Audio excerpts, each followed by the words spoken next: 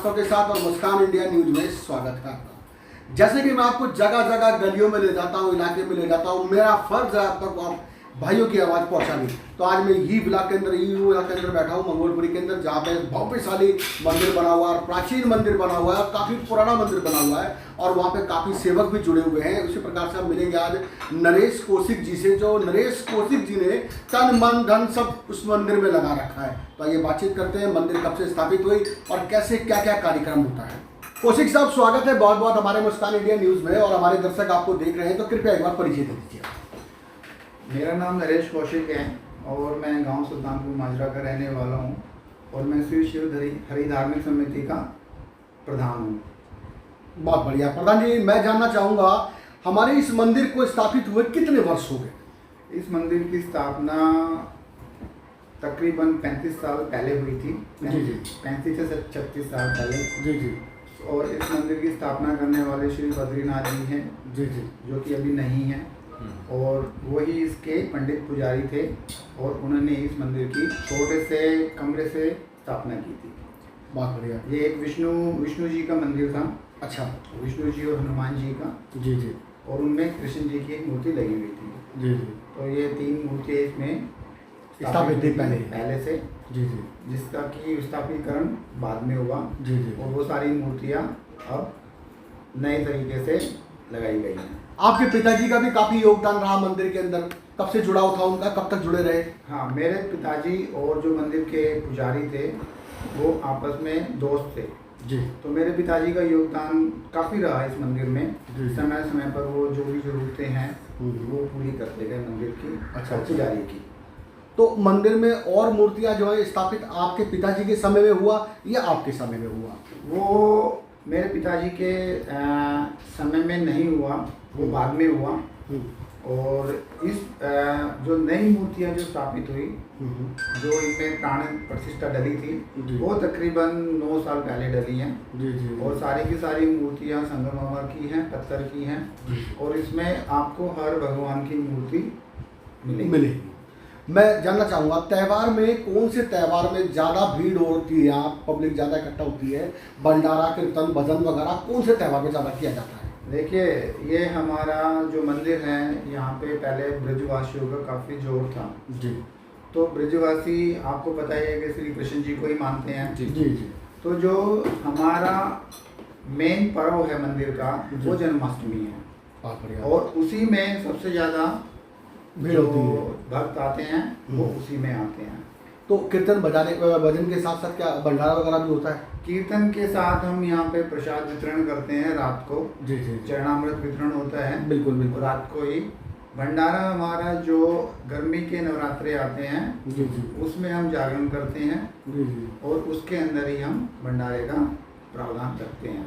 बहुत बढ़िया। और वहाँ पे हम बैठा करके खिलाते हैं सारे के सारे जितनी भी संगत होती है उनको, और पूरी कॉलोनी के जितने भी लोग इसमें आना चाहते हैं वो आते हैं और वो प्रसाद ग्रहण करते हैं। मैंने सुना मंदिर में छोटा मोटा एक धर्मशाला भी है, जिसके अंदर कोई छोटा मोटा पूजा पाठ वगैरह करना चाहे तो निःशुल्क कराता है, सिर्फ मंदिर को दान देता है। हाँ, हमने इस मंदिर का नवीनीकरण होने के बाद जी, हमें लगा कि हमारे पास काफ़ी रिक्वेस्ट आई कि मंदिर में हम लोगों के छोटे छोटे घर हैं, फंक्शन होते हैं, रिश्तेदार आते हैं, वो करना तो चाहते हैं, उनको रोकना तो चाहते हैं, बट छोटे घर होने के कारणवश वो उनको रोक नहीं पाते हैं। जी जी। तो हमने उनका मत लिया और यहाँ पे हमने मंदिर के ऊपर 3 से 4 कमरे बनाए, जो कि उन्हीं लोगों के लिए हैं जो जितने भी कॉलोनी में लोग रहते हैं। जी जी। वो कभी भी निःशुल्क है, वो जी जी। अपनी मर्जी से जो दान देना चाहें वो दे सकते हैं। उसका हमने एक सफाई मात्र एक हमने रखा हुआ है 250 रुपये। जी जी। वो मंदिर की सेवा में लग जाता है। वो सफाई होती है, कमरे की सफाई होती है या मंदिर की सेवा में लग जाता है। जी जी जी। और इस मंदिर से तकरीबन 60 से 70 लोग जुड़े हुए हैं। जी जी जी। तो ये है। मैं प्रधान जी जानना चाहूँगा कि आप एक पीछे वापस दुनिया में जा रहा हूँ, मैं आपकी दुनिया में जा रहा हूँ कि आप समाज से जुड़े हुए एक जो है प्रधान जी हैं और काफ़ी अच्छे बिजनेसमैन हैं, टॉपर बिजनेसमैन हैं, और अच्छा घर द्वार है, बच्चे भी, सब कुछ ठीक ठाक होने के कारण आपको क्या लगा कि मैं एक समाज सेवा करूँ? हाँ, मेरा समाज से काफ़ी लगाव था। मैं पेशे से सॉफ्टवेयर इंजीनियर हूँ। अच्छा। हाँ, और मैं 3 से 4 साल हॉलैंड में रहा हूँ, जी जी जी। बाहर हॉलैंड में, यूरोप में मैं काफ़ी कंट्रियाँ घूमा हूँ। और मैंने देखा वहाँ पे वो लोग अपने देश के प्रति और अपने समाज के प्रति काफ़ी जागरूक हैं। अच्छा। तो वहाँ से आने के बाद मुझे लालसा जगी कि मुझे भी समाज के लिए कुछ करना चाहिए और अपने धर्म के लिए कुछ करना चाहिए। जी जी। तो मैंने दोनों ही दिशाओं में कदम रखा। समाज के लिए हमने यहाँ पे काम खोला, जो कि हम सैनिटरी पैड्स का काम करते हैं, जी जो कि औरतों के लिए है, बहुत ही नॉमिनल कीमत पे हम देते हैं। जी जी। और इधर से हमने धर्म के लिए मंदिर से जुड़ाव किया। अच्छा। तो मंदिर में जब हमारी सेवा होना ज़्यादा दिखी तो लोगों ने हमें चुना उसके लिए। जी जी जी। और काफ़ी हमने मतलब उसमें सहयोग भी किया। साथ साथ पार्क में भी जुड़े, पार्क समिति प्रधान भी हैं आप? पार्क के समिति का प्रधान मैं पहले था। जी जी। वहाँ पे कुछ कारणों से जी जी। वो मैंने अभी छोड़ रखा है। जी जी। हाँ, क्योंकि वहाँ पे पैसे गवर्नमेंट से आते हैं और गवर्नमेंट से पैसे आने के कारण तो लोग भी काफ़ी मतलब नीयत थोड़ी जी, ऐसी जी, रहती है, जी, जी। इसलिए मैंने उस पर त्याग पत्र दे दिया है। कौशिक साहब, मैं जानना चाहूँगा कि हमारे जो ब्राह्मण भाई हैं काफ़ी बुद्धिजीवी व्यक्ति हैं और ब्राह्मण भाइयों का देर है इस देश के अंदर, इतिहास गवाह है इस बात के लिए। और शायद 80% जो ब्राह्मण भाई हैं वो उच्च दर्जे में बैठे हुए हैं, जो 20% जो ब्राह्मण भाई हैं वो नीचे तबके के मतलब लोअर क्लास के अंदर है इस टाइम पे। उनकी जो है सरकार कोई मदद नहीं कर रही, चाहे मंदिर हो चाहे फिर कोई छोटा सा एक सिंहासन बना के बैठे बेचारे, तो उनकी वहाँ तक मदद नहीं पहुँच रही। क्या कहना चाहिए हमारी भारत सरकार को कि हमारी उन ब्राह्मण भाइयों को कैसे मदद मिलेगी, कैसे पहुँचेगी? ब्राह्मणों के लिए मदद मतलब ऐसा नहीं है कि नहीं मिल रही है, हर गरीब आदमी के लिए मदद सरकार दे रही है। मंदिरों में आप आके देखें मंदिर की हालत और मदरसों की हालत। आज मंदिर में आपने यहाँ पे विजिट किया है, अब आप मदरसे में विजिट कीजिए, आपको एहसास पता चल जाएगा। हमारा यहाँ पे बिना पैसों के काम हो रहा है, मतलब समाज के थ्रू काम हो रहा है, और वहाँ पे गवर्नमेंट के पैसों से भी वो फैसिलिटीज़ नहीं मिल रही है। आप जाके देखें वहाँ पे नालियाँ, वहाँ पे बदबू, वहाँ का जो रहना सहना है, वहाँ का जो खान पान है वो आप देखेंगे। और यहाँ के जो हमारे मंदिर में आप गए होंगे अभी, साफ सफाई देखी होगी आपने, बिल्कुल साफ सफाई, बहुत बढ़िया, राइट, साफ सफाई देखी होगी। शाम को आप आरती देखना यहाँ की, बहुत भीड़ होती है, मैं जानता तो हूँ। उसमें और इसमें फर्क आपको खुद नजर आएगा। तो वो सरकार से या समाज से, ऐसा नहीं है कि सरकार हमें पैसा नहीं दे रही तो मंदिर अच्छा नहीं बन सकता। जी जी। वो समाज के पैसों से, समाज के सहयोग से काम हो रहा है उसमें। जी। इतना विशाल गेट आपके सामने दिखा जी, वो ऐसे ही नहीं बना होगा। क्या लगता नहीं कि 1% ब्राह्मण भाइयों की जो एकता नहीं हो रही इसके अंदर, इसलिए सरकार मदद नहीं कर पा रही है? नहीं, एकता का जहाँ तक सवाल है तो घर में भी 4 लोग होते हैं जी। तो हमेशा उनकी एकता नहीं बनी रहती है। जी जी। तो वो एक अलग उसमें चला जाता है जी, जी। कि एकता नहीं है या है, जी। क्योंकि बड़े लेवल पे तो हमेशा पॉलिटिक्स चलती है, जी। लेकिन जो छोटे, जहाँ पे नीचे वाला जो ग्राउंड लेवल है वहाँ पे आप देखोगे तो लोग एक है। जी। जो ऊपर है वो उसमें अलग आपको फर्क नजर आ सकता है, जी। बट ग्राउंड लेवल पे लोग एक है। बहुत बढ़िया दर्शकों, देखिए हमारे साथ जुड़े रहिए और हम आपको कौशिक साहब से बराबर बातचीत करा रहे हैं। इनकी ज्ञान की बातें ये बताती है कि को अभी ब्राह्मणों में बहुत ज़्यादा एकता है, बस थोड़ा सा सोचने की ज़रूरत है।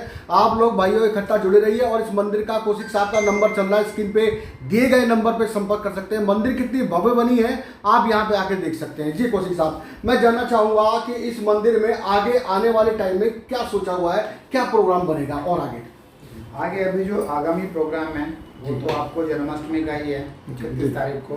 नहीं, आगे मेरा मतलब है कि और मूर्तियाँ और मंदिर बड़ा और भव्यशाली कुछ बनना। हाँ, इसमें जो हमारा जो मूर्तियाँ हैं, मूर्तियाँ तो इसमें सारी हैं जी। बट इसको मेंटेन करना है, जी। ये मेंटेनेंस अभी चलेगी इसकी। जी। और ऊपर की धर्मशाला है उसमें हमारा मार्बल लगाने का प्लान है नेक्स्ट। बाकी जो प्लान हमारी मूर्तियाँ हैं जी। उसका विस्तार अभी और नहीं होना है, क्योंकि सारे जो देवी देवता हैं उनका वो है और उनको हमें मेंटेन करना है। उस मेंटेनेंस के लिए ही हम इस पर मेरा अंतिम और आखिरी सवाल कौशिक साहब,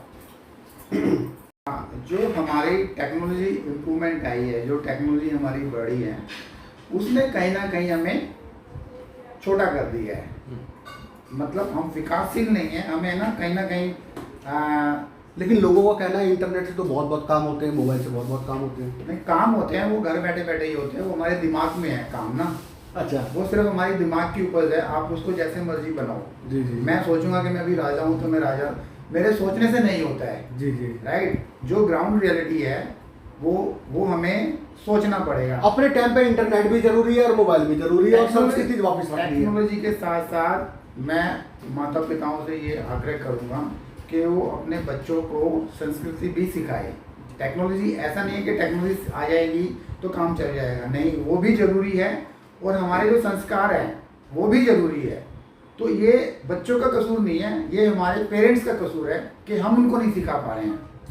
क्योंकि पहले के जो हमारे माता पिता थे वो हमारे को जब हम किसी से सलाम दुआ या नमस्कार राम राम नहीं करते थे तो हमें डांटते थे, लेकिन आज हम अपने बच्चों को डांटते नहीं हैं। हम सोचते हैं कि पता नहीं क्यों, क्या सोचेगा वो, क्या कर लेगा। तो हमारे को ये हमारी गलती है, बच्चों की गलती नहीं है। मैं उनको बच्चों की गलती नहीं मानता हूँ, क्योंकि संस्कार पेरेंट्स से आते हैं। बच्चा अपने आप को कहीं से सीखेगा नहीं, जो घर में माहौल है उसी से चीज़ें उत्पन्न होती हैं और वही आगे जाती है। बहुत बढ़िया, बहुत बढ़िया। हमारे साथ बने रहे और जो है कौशिक साहब हम फिर मुलाकात करेंगे और दर्शकों हमारे साथ जुड़े रहिए। हम कौशिक साहब को मिलाते रहेंगे, जुड़ाते रहेंगे और आगे और आखिरी सवाल करेंगे सिर्फ एक जन्माष्टमी का। रुको,